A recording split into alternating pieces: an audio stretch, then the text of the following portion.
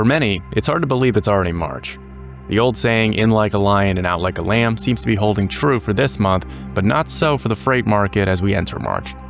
This is this week's Freight Market Update. Today is March 2nd. I'm Mike Emiliani, and let's get right into it.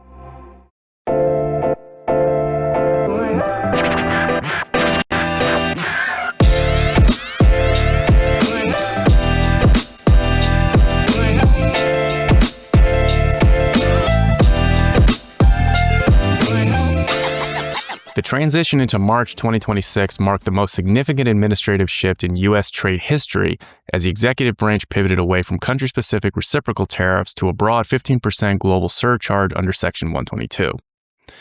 The shift was a direct response to the Supreme Court's invalidation of the IEEPA-based tariff authority, which has left the U.S. government facing potential refund claims exceeding $175 billion. While the new 15% flat rate offers a lower duty for countries like China and India compared to the previous regime, it represents a net increase for allies, including the UK and Italy. Consequently, the global trade environment remains highly unstable, with the European Union threatening to reactivate retaliatory levies and the U.S. Trade Representative preparing a fresh wave of industry-specific investigations to replace the temporary 150-day surcharge before it expires in July. All while the U.S. began military activity in Iran late last week, and it's still be determined how, if at all, the conflict will impact global trade policy with the Trump administration or abroad.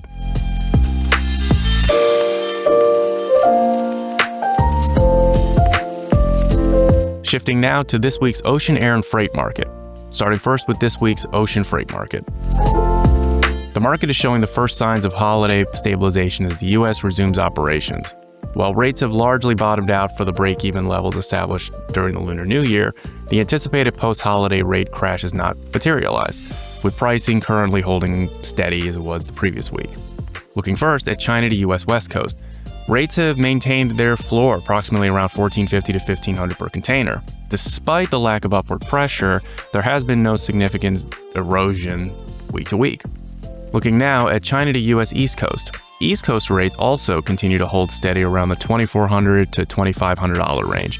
The market also remains balanced at these low levels as carriers prioritize volume coverage over aggressive price hikes.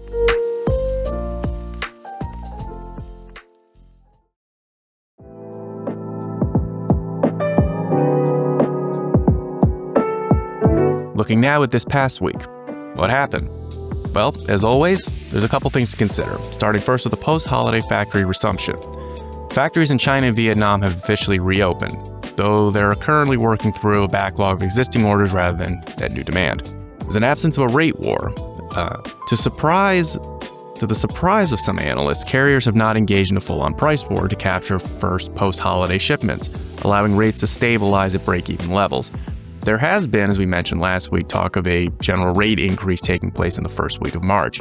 That does appear to be happening, although as with GRIs in the past, it's not expected to be a long-lived one. It's expected to be a relatively short blip on the radar.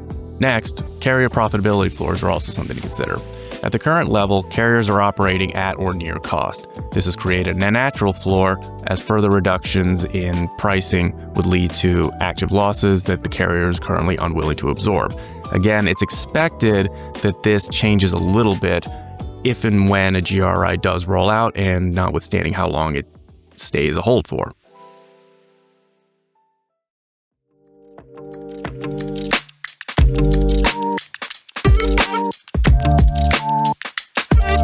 Looking ahead now, what can importers expect in the weeks ahead? Well, first, the market is currently entering a really critical observation period. The next 2 to 3 weeks as we get deeper into March will reveal the true strength of the 2026 shipping season as new order volumes begin to hit the water. Current projections suggest that the rates will remain flat through the end of March, with the exception of a short GRI between the first and the second week. The focal point of the industry is now April and May, approximately lining up to contract season. Carriers are closely monitoring the March volumes. If demand remains tepid, they may be forced to utilize a more aggressive capacity management strategy, such as extended blank sailings, to bolster their bargaining position for long-term contract negotiations. Shippers, however, should expect a relatively stable, low-rate environment in the short term, with potential volatility returning in late spring.